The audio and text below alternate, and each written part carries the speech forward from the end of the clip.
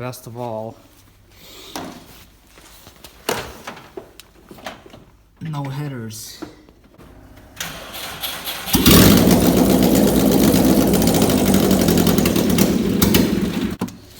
So Johnny says he's getting too much air, so we're just gonna slightly block it off. Yeah, just like that.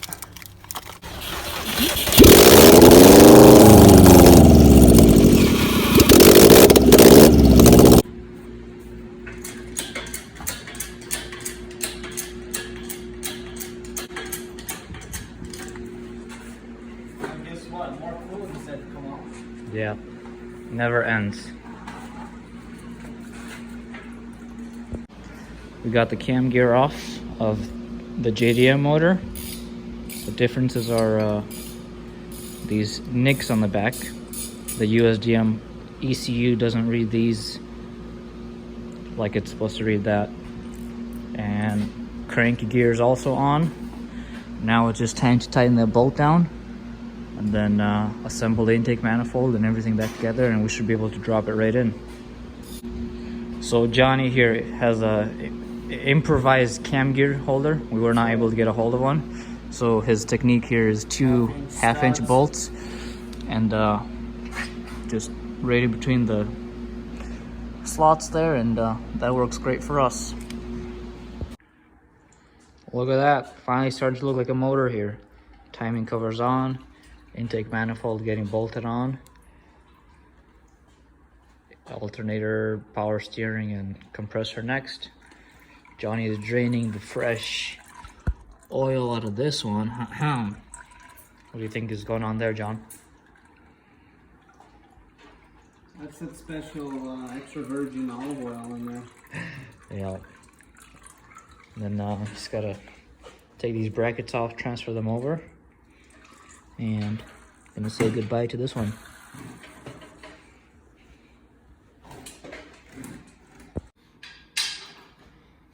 All right. Hot? I don't know, something hit me. All right, headers are on.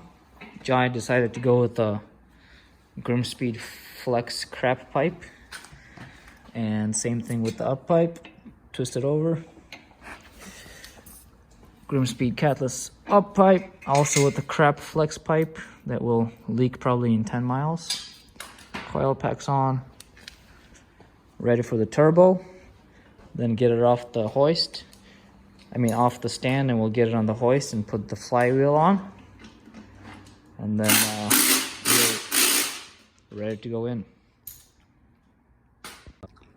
So after we got the engine back together, of course we had to mess up somewhere. So we were trying to get the clutch fork to click into the throwout bearing, into the pressure plate, and it was not clicking in.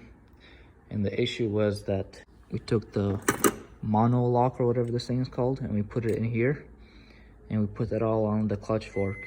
But what we were actually supposed to do is put the mono lock on the pressure plate, put the ring on the opposite side, let this sit in the pressure plate, and then put this on the clutch fork. So that way when you press on the throw bearing while it's on the clutch fork, this little groove here would just pop right into that snap ring, and then it would be good. But we also kind of messed up the throw bearing here. We're just gonna send it the way it is. Hopefully it doesn't snap on us. We tried looking around town for local places, and nobody really had any throw bearings. So now we're just gonna put this in the right way, put it back together, and hopefully tonight we'll actually get it started. Okay, back in now. Press the clutch, John. Beautiful, just how it should be. Making progress here.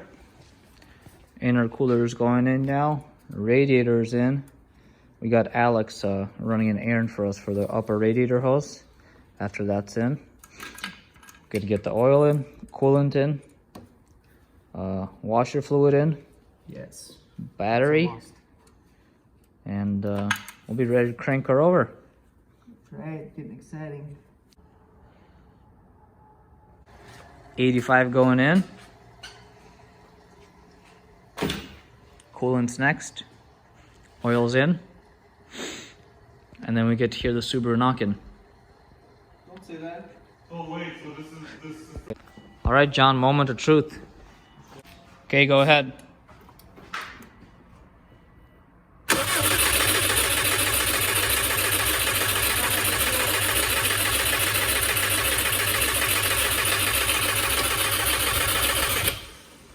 So it's not starting here. What's going on there? No, this one's fried. You can see it move. Okay, we got another good one here. Feel it too. Let's try this one. Let's see if this will do the trick. So, go ahead. Oh yeah. Dude, it's gone. Yeah, that's all it took. So not looking too good here. We got our fuel pump relay fuse just burning every time we turn the ignition on. Tugging on some wires here and these just snapped off. We're gonna try putting a new relay on. Johnny's doing that in. We've got an extra relay. Okay, so we're back in the garage. We just left it yesterday, we were too tired. So I got some more fuses. When I left, Johnny found something here, which is that right there. So apparently that fuse is not just for the fuel pump. There's a lot of things that are tied into that fuse, and O2 is one of those things. So we're thinking that O2 sensor might be pinched and shorting out the fuse and then causing the fuse to blow, and that way we don't have any fuel. So main goal right now, get that wire unpinched, and then we got 2 extra fuses. So first we're gonna try with the O2 sensor unplugged. If that works and it doesn't blow the fuse, then we're gonna plug the O2 sensor in and then go from there. Look at that. So I unplugged the O2 sensor. The car should still start with that unplugged. Plugged back the intake manifold harness because we unplugged all that just in case there was something that we nicked in here that we weren't aware of. So we eliminated that the intake manifold wiring should not have anything to do with this. So I plugged that back in. This is just gonna be connected like that for a second. That's the wires that broke. It's from this, that right there. We're gonna put an inline fuse there or replace a fuse box. Battery's connected. So moment of truth here is if I turn that key and that fuse does not blow, then we should be able to start the car.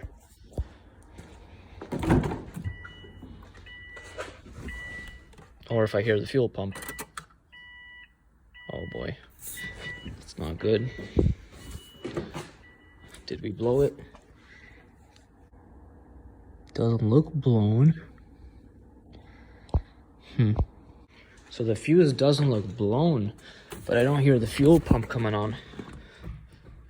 But the check engine light comes on now, so that's good. That wasn't coming on till now. Huh. Very interesting.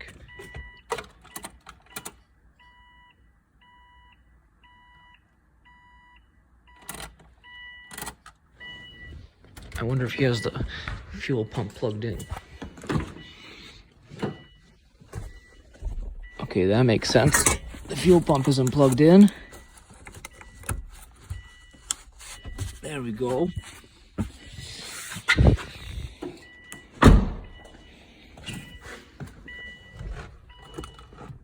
Three, two, one. You guys hear that? That's the fuel pump. She is ready to run. It's gonna prime some fuel in there. Change the fuel filter, so that's probably dry. Alex and Johnny aren't here, so I'm gonna set the camera up here, drop the car down, and let's hear her run.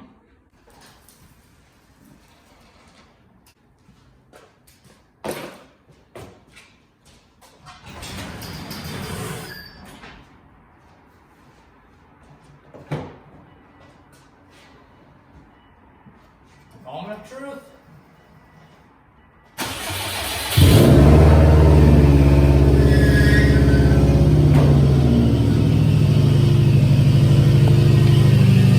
We did it! We did it! Look at that.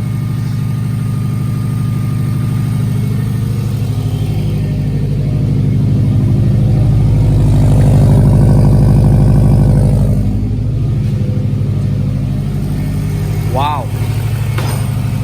That dumb O2 sensor set us back, but here we are. Sounds mint.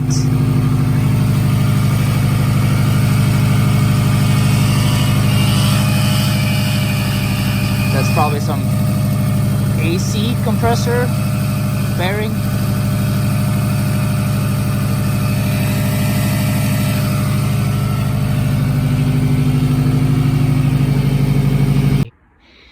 Started smoking up a little bit. That's because I don't know why, but this belt is loose.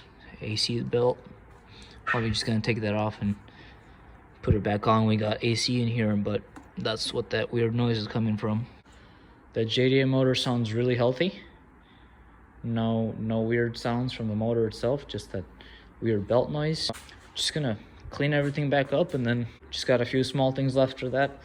He's got the 5x114 spacers here, an adapter, so he has to tighten all those down. We have one spring cut on this side, one more on this side to cut. All right, Johnny's gonna hear it for the first time now. Gonna get some more coolant in there, let it warm up.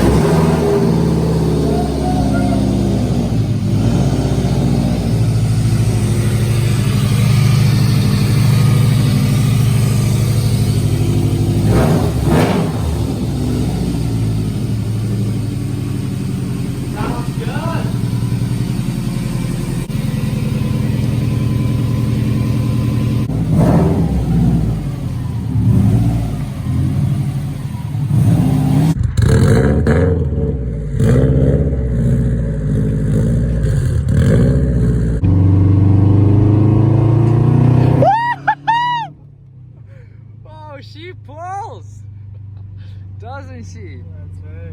Wow. I hit it so hard.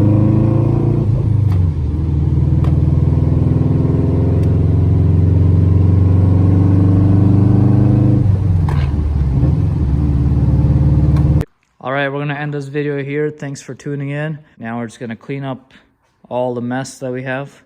Just a bunch of small things like fix this wire here, screw everything back on, and in the next video we're going to be driving it, and then we'll get some videos of it on the dyno, and then a full overview of this whole E85 WRX. All right, see you later. Peace.